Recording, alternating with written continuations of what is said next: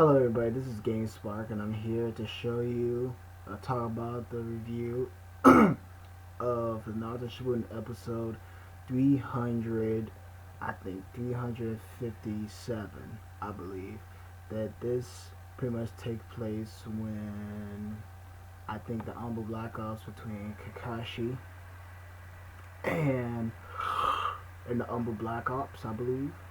It could be, yes, I think it is. That it lets off in the beginning where Kakashi and Yamato is going on a mission. I think it's made from Dozu himself, the guy that's the founder of the ANBU Black Ops, I believe. That sent Yamato and Kakashi to a mission to kill. And after that, they was talking about Kakashi has been thinking about the past of what happened during the war between him and Obito and Rim, and then he trying to find some way to cheer him up, and my guy and young my guy Kuna and Asuma. I'm surprised that Asuma didn't grow a beard yet, the little shaggy beard and whatnot and so forth. And young my guy, he's still like the same my guy as always. He that he never lost his passion. He always found his young, his youth, and he looked just like on Rock Lee for the first time when he got those little bandages around his arm and all that. It was pretty awesome. Then he was begging for the third Hokage to be inside the ANBU Black Ops so he can be that he was very concerned about Kakashi, about what happened at the war, and he was worried about him, but the third Hokage didn't want him to be inside of the ANBU because something, well, he don't like to do, and he might like it one less bit, but at the same time, he was very, sad, and, sure, you be sad if you want to spend time with your best friend or rival that always been challenging each other every day, like, who can eat the most food and all that, but, that's that. But after he met with Danzo, that he wants to make an exception of saying, I don't, that I want to be inside the ANBU Black Ops, but the Danzo said you don't have the lack of darkness. Lack of darkness, Danzo? Really? But then goes along Itachi Uchiha, the 11-year-old genius, talented boy, has joined the ANBU Black Ops for the first time ever, and the rest of the ANBU Black Ops teams didn't like that he was the youngest one out of the ANBU Black Ops, and I kind of expected that Itachi Uchiha, the young, talented kid,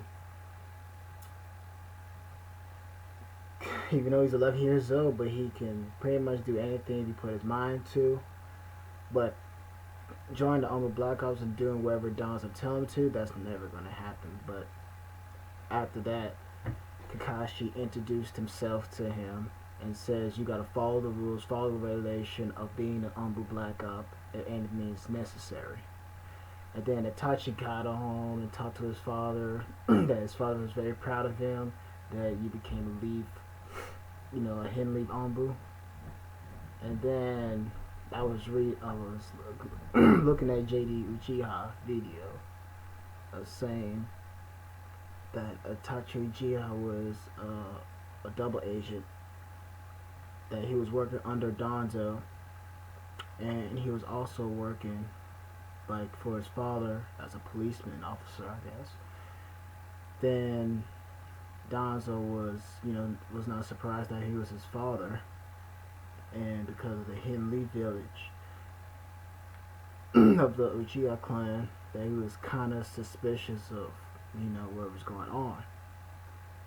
And Kakashi and Itachi was staying right by the door of the third Hokage, I think Mansion Place, I believe.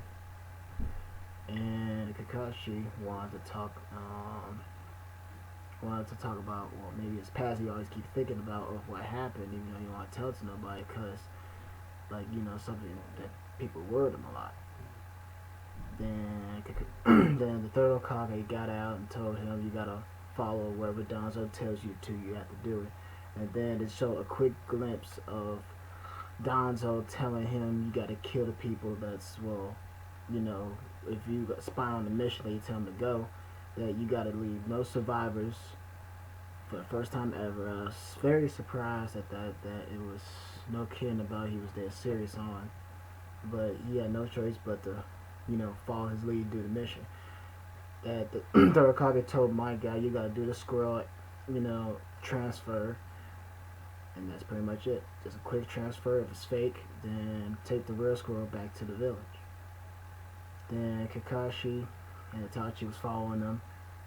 Then Kakashi was telling how Itachi was wondering about the eye, that he was curious of when did he get it and all this and all that. He told him, say, oh, I got this from a friend of mine, it was a gift, and that I don't care if I possess the power of the eye, that he know he let his friend down, and pretty much thought he was a big failure, but he ain't so far. Then when my guy got to the got to the people that was changing squirrels, they said, have your scroll over. They handed over, they read it, and somehow they thought it was kind of it was a fake squirrel. My guy kicked it up in midair, and it was an explosion squirrel. Then they tried to jump on the rocks and try to kill him by using a rock style jutsu. Then Kakashi summoned up earth style dog wall, mud wall, I think. I said mud wall, dog wall. But after he saved him, and then both of them went to a fight. Then my guy turned to his fifth gate of closing, whooping ass, climbing all rocks, and after that, Kakashi whipped out his lightning blade and killed the leader. I guess that was the leader, a female. And I was surprised it was a female. I thought it really was a dude. For the first time, I thought it was a dude.